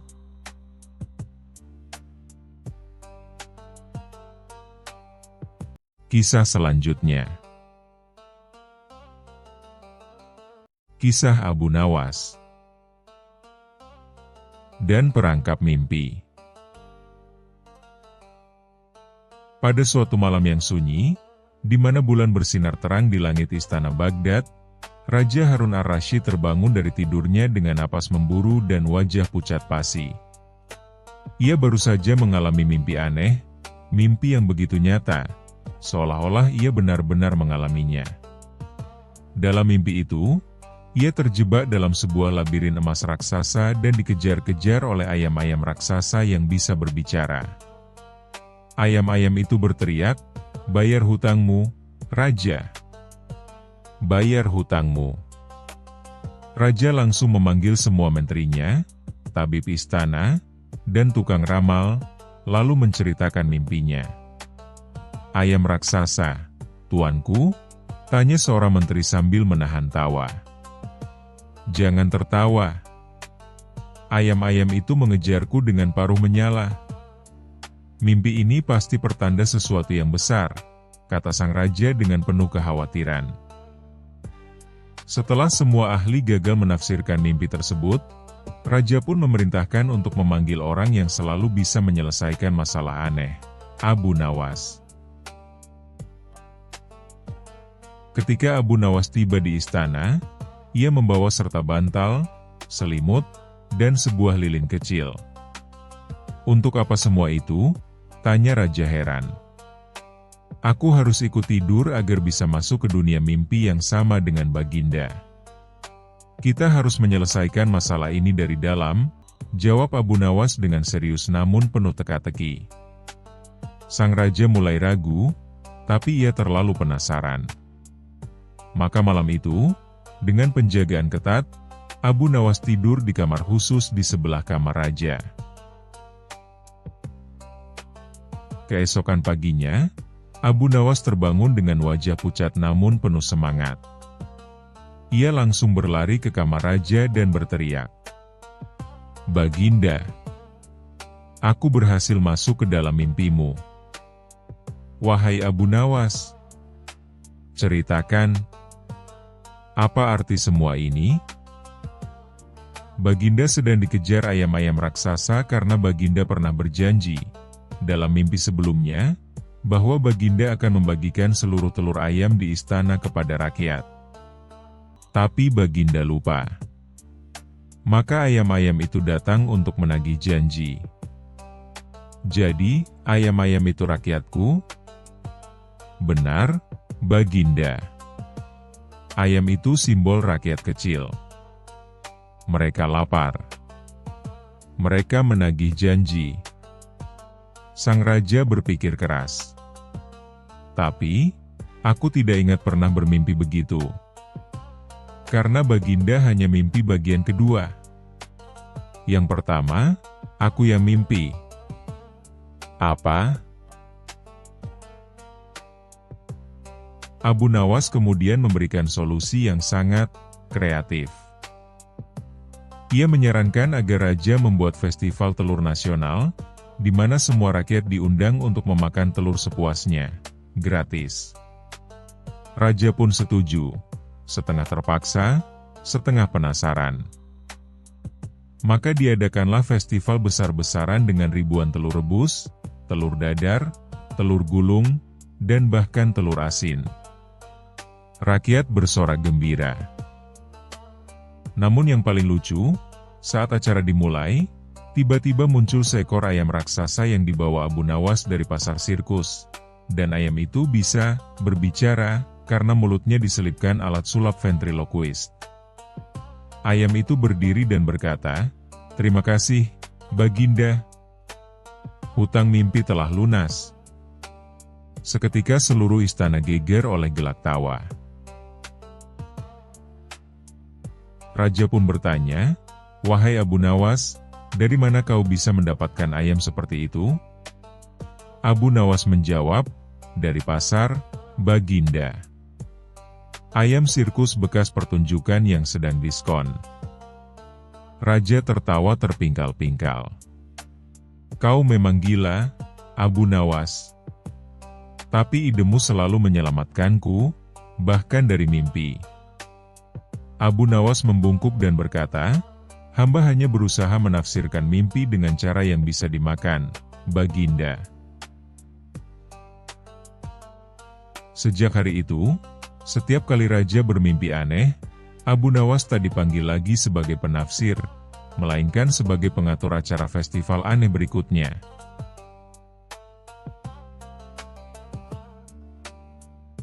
Kisah selanjutnya. Kisah Abu Nawas dan petualangan dunia bawah. Di suatu pagi yang cerah namun penuh misteri, Abu Nawas sedang duduk santai di teras rumahnya, menyeruput teh hangat sambil memandangi seekor kucing yang sedang mencoba menangkap bayangannya sendiri. Tiba-tiba, seorang lelaki tua berjubah hitam datang tergopoh-gopoh, membawa seikat gulungan naskah kuno. "Abu Nawas, tolonglah kami. Dunia bawah sedang kacau." Raja dunia bawah mengamuk karena kehilangan mahkota emasnya, dan seluruh makhluk bawah tanah mulai naik ke permukaan, seru si kakek. Abu Nawas mengerutkan dahi. "Dunia bawah? Maksudmu, neraka?" "Bukan. Ini dunia bawah versi-versi bawah tanah, dipenuhi makhluk aneh seperti kodok bersayap, cacing berjenggot, dan peri terbalik," jelas si kakek. Alih-alih takut, Abu Nawas malah berseru, "Wah, seru juga. Aku belum pernah ke sana. Mungkin bisa kutulis jadi buku, wawancara eksklusif dengan siluman cacing berambut." Dengan bekal 1 senter, 3 kurma, dan semangat nekat, Abu Nawas dibimbing ke sebuah sumur tua di tengah padang gersang. tinggal lompat ke dalam sumur ini. Jangan lupa bawa humor, karena makhluk bawah tanah sangat membenci manusia yang membosankan, kata si kakek. Abu Nawas mengangguk dan langsung meloncat ke dalam. Bismillah, semoga yang menyambutku bukan nenek-nenek bertaring. Ternyata, ia mendarat di atas punggung seekor kura-kura raksasa berhelm dan berkumis. Selamat datang di dunia bawah, kata si kura-kura. Tolong jangan injak kumisku lagi. Abu Nawas dipandu oleh si kura-kura ke gerbang dunia bawah, tapi jalan masuknya dijaga oleh 3 makhluk aneh. Seekor singa dengan suara seperti bayi. Seorang manusia berkepala sandal. Dan seekor burung hantu yang terlalu sok tahu. Untuk masuk, Abu Nawas harus menjawab 3 teka-teki konyol. Singa bayi bertanya, kalau aku mengeong, aku jadi apa? Abu Nawas menjawab, jadi kucing yang sok jadi singa. Manusia bersandal bertanya, aku berjalan tanpa kaki. Aku duduk tanpa kursi. Aku tidur tanpa bantal. Aku siapa? Jelas kamu, orang malas. Burung hantu bertanya, apa yang lebih dulu, ayam atau telur? Abu Nawas tertawa, yang lebih dulu itu, warung pecel ayam. Ketiganya tertawa terguling-guling. Secara harfiah, makhluk dunia bawah memang doyan berguling. Abu Nawas pun diberi akses masuk. Istana Raja Dunia Bawah ternyata terbuat dari tanah liat, dihiasi lampu-lampu jamur yang bisa bernyanyi. Raja Dunia Bawah, makhluk besar bertanduk dengan selimut pink, sedang merajuk di singgasananya. Aku kehilangan mahkota. Semua menyalahkanku. Bahkan ular sarkas yang biasanya pendiam sekarang jadi komentator politik. Abu Nawas mengangguk serius. Tenang, Baginda. Mahkota pasti bisa ditemukan. Tapi aku butuh 1 teko teh dan bantal leher untuk berpikir. Setelah berpura-pura tidur sambil menari selama 30 menit, metode meditasi khas Abu Nawas, ia berkata, mahkotamu tidak hilang, hanya tertukar dengan mangkuk mie. Ternyata benar. Seekor naga kecil sedang memakai mahkota itu sebagai mangkuk mie pedas. Raja tertawa terbahak-bahak. Kau memang manusia paling kocak dan cerdas. Sebagai hadiah, kau boleh meminta apapun. Abu Nawas menjawab, aku hanya ingin 1, jalan pulang, tapi naik lift, bukan jatuh lagi. Abu Nawas dibekali jamur bercahaya, kursi goyang terbang, dan 1 stiker bertuliskan, saya berteman dengan siluman cacing. Ia naik kursi goyang itu menuju sumur tempat ia datang. Tapi saat keluar dari sumur, ia malah muncul di kamar mandi istana, mengejutkan para dayang yang sedang mengepel. Kau dari mana saja, Abu Nawas? Tanya Raja Harun al-Rasyid yang kebetulan lewat. Abu Nawas menjawab santai, hanya sekadar kunjungan ke dunia bawah. Mereka menyarankan istana kita pakai jamur nyanyi juga, biar tidak sepi. Seketika istana geger dengan tawa, dan Abu Nawas diangkat sebagai duta persahabatan antar dunia, dengan gelar kehormatan, Abu Nawas sang penjelajah gila. Dan sejak saat itu, Abu Nawas sering menghilang secara tiba-tiba, dan saat ditanya kemana ia pergi, ia hanya menjawab, cuma ke bawah tanah cari ide cerita, atau mie pedas naga.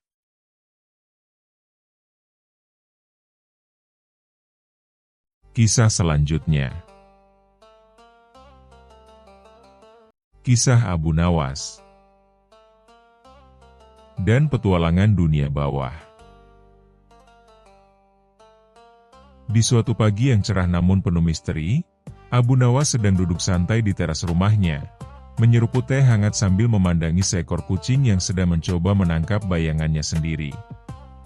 Tiba-tiba, seorang lelaki tua berjubah hitam datang tergopoh-gopoh, membawa seikat gulungan naskah kuno. "Abu Nawas, tolonglah kami. Dunia bawah sedang kacau." Raja dunia bawah mengamuk karena kehilangan mahkota emasnya, dan seluruh makhluk bawah tanah mulai naik ke permukaan, seru si kakek. Abu Nawas mengerutkan dahi. "Dunia bawah? Maksudmu, neraka?"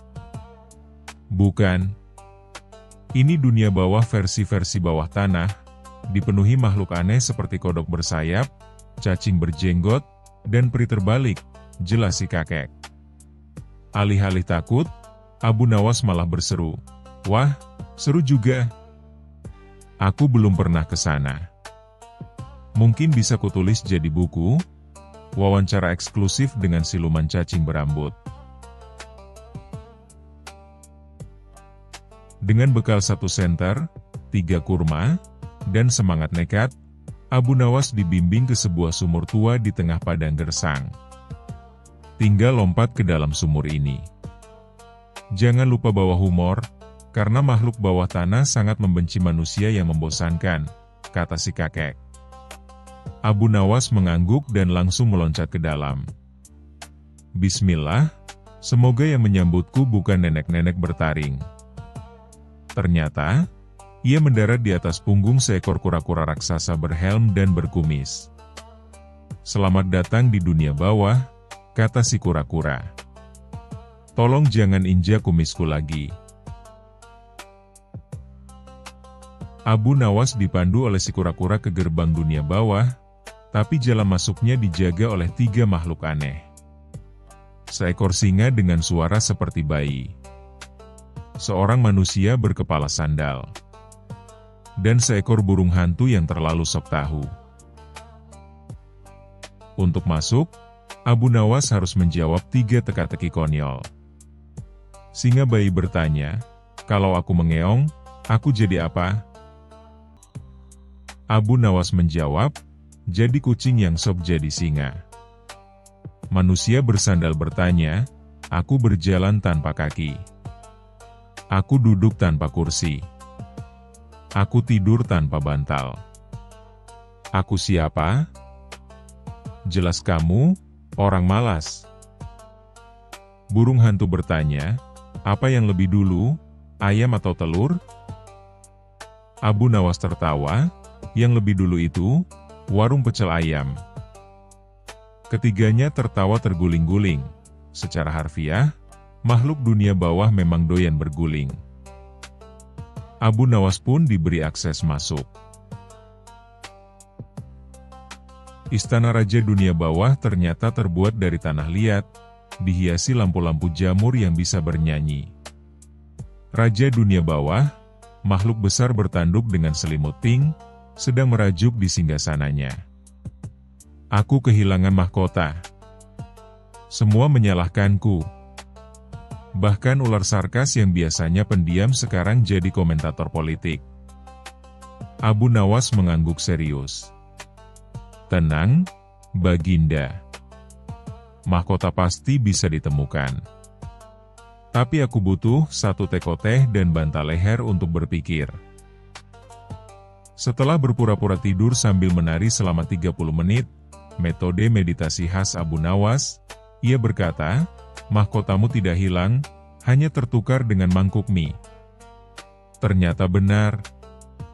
Seekor naga kecil sedang memakai mahkota itu sebagai mangkuk mie pedas. Raja tertawa terbahak-bahak. "Kau memang manusia paling kocak dan cerdas. Sebagai hadiah, kau boleh meminta apapun." Abu Nawas menjawab, "Aku hanya ingin 1, jalan pulang, tapi naik lift, bukan jatuh lagi." Abu Nawas dibekali jamur bercahaya, kursi goyang terbang, dan 1 stiker bertuliskan, "Saya berteman dengan siluman cacing." Ia naik kursi goyang itu menuju sumur tempat ia datang. Tapi saat keluar dari sumur, ia malah muncul di kamar mandi istana, mengejutkan para dayang yang sedang mengepel. "Kau dari mana saja, Abu Nawas?" Tanya Raja Harun al-Rasyid yang kebetulan lewat. Abu Nawas menjawab santai, hanya sekadar kunjungan ke dunia bawah. Mereka menyarankan istana kita pakai jamur nyanyi juga, biar tidak sepi. Seketika istana geger dengan tawa, dan Abu Nawas diangkat sebagai duta persahabatan antar dunia, dengan gelar kehormatan, Abu Nawas sang penjelajah gila. Dan sejak saat itu, Abu Nawas sering menghilang secara tiba-tiba, dan saat ditanya kemana ia pergi, ia hanya menjawab, cuma ke bawah tanah cari ide cerita, atau mie pedas naga.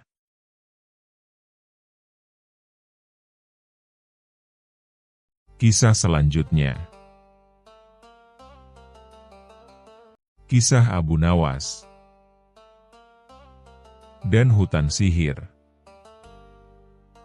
Kisah lucu dari alam tersihir dan otak yang jenius. Hari itu, Abu Nawas bangun kesiangan karena semalam ia begadang menulis puisi untuk ayam tetangga yang sedang stres. Ia bangkit dengan rambut acak-acakan dan baju tidur yang masih lusuh. "Aku butuh liburan," gumamnya sambil menguap lebar. Tanpa rencana matang, Abu Nawas membawa sepotong roti, sebotol air, dan sebuah sendok kayu, entah buat apa, dan memutuskan berjalan menuju arah hutan yang katanya paling misterius di kerajaan, hutan gelap tertawa. Orang-orang bilang, siapapun yang masuk ke sana akan mendengar suara-suara aneh, pohon tertawa, batu menyanyi, dan angin yang suka menggelitik ketiak. "Cocok," kata Abu Nawas. "Itu seperti pesta ulang tahun versi hutan." Begitu masuk ke hutan, suasana berubah drastis. Abu Nawas dikejutkan oleh suara dari semak belukar. "Heh, yang pakai sandal jepit sebelah kanan beda warna. Mau kemana, Mas?" Abu Nawas celingukan. "Hah? Semak bisa ngomong?" "Bukan semak, ini aku, pohon akasia bagian belakang. Aku ketempelan jin pelawak." Abu Nawas tertawa. "Wah, jin zaman sekarang multitalenta, ya? Bisa nempel, bisa stand up."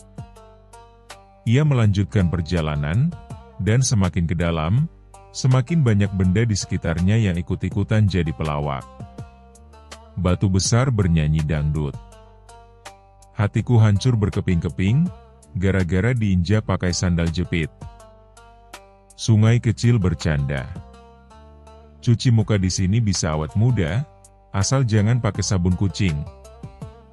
Dan daun-daun berjatuhan sambil berkata, "Please deh, angin, aku belum gajian." Tiba-tiba, muncul asap ungu pekat, dan dari balik kabut muncullah sosok tua dengan jubah bergambar emoji ketawa, topi runcing penuh glitter, dan janggut sepanjang keluh kesah. "Akulah penyihir gelap," katanya dramatis. "Siapa kau, yang berani menginjak tanah hiburan abadi ini?" "Aku Abu Nawas. Aku bukan menginjak, tapi menyentuh dengan penuh cinta." "Ngaco. Kau pasti mau mengganggu kutukanku." "Semua benda di sini harus tertawa. Aku benci kesedihan. Karena aku pernah ditinggal menikah oleh badut wanita di pelaminan." Abu Nawas melongo. Wah, kisah cinta yang absurd tapi menyakitkan. "Makanya aku sihir seluruh hutan ini. Biar semua benda ikut tertawa, walaupun hatiku menangis." Abu Nawas menghela napas panjang. "Wahai penyihir, izinkan aku menyembuhkan luka hatimu bukan dengan sihir, tapi dengan stand-up komedi spesial." Ia berdiri di atas batu, yang tiba-tiba berubah jadi panggung, dan mulai. Pernah dengar kisah raja yang takut bayangannya sendiri? Tiap malam dia lempar sandal ke tembok karena dikira ada pengintai. Atau kisah kucing istana yang jadi penasihat menteri? Karena cuma dia yang bisa bikin semua diam, dengan tatapan menghina. Penonton tidak hanya penyihir, tapi juga semua pohon, batu, bahkan seekor tupai yang tiba-tiba pakai wig dan tertawa terpingkal-pingkal. Penyihir tertawa sampai janggutnya melilit leher. Hahaha. Ampun, Abu Nawas. Kau penyihir komedi sejati. Seketika, sihir di hutan lenyap. Suasana jadi damai, meski sedikit kecewa karena pohon tidak lagi bisa nyanyi dangdut. Sebagai hadiah, penyihir memberikan Abu Nawas sebuah cermin ajaib yang jika dilihat, akan menunjukkan versi paling konyol dari diri sendiri. Berikan ini pada siapapun yang merasa paling serius di dunia. Maka dia akan tertawa, bahkan jika dia menteri. Abu Nawas pulang dengan bangga sambil memeluk cermin. Tapi sebelum keluar dari hutan, seekor monyet menghadangnya sambil berbisik. Bro, kau lupa roti dan sendok kayumu ketinggalan. Beberapa hari kemudian, Abu Nawas datang ke istana dan memberikan cermin itu pada raja yang dikenal paling serius dan sok bijak. Raja melihat ke dalam cermin, dan seketika jatuh dari singgasananya sambil berkata, "Ya ampun, kenapa alisku mirip jangkrik mabuk?" Sejak saat itu, setiap malam Jumat, diadakan acara komedi kerajaan, di mana Abu Nawas menjadi pembawa acara tetap, dan cermin itu dipajang sebagai simbol bahwa tawa bisa menyihir dunia lebih dari sihir itu sendiri. Kadang yang kita butuhkan bukan sihir atau kekuatan, tapi tawa yang tulus, dan sedikit kemampuan meniru suara kambing.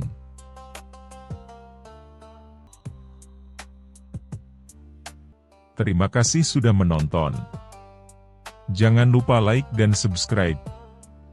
Semoga keberkahan selalu dianugerahkan kepada kita semua. Wassalamualaikum.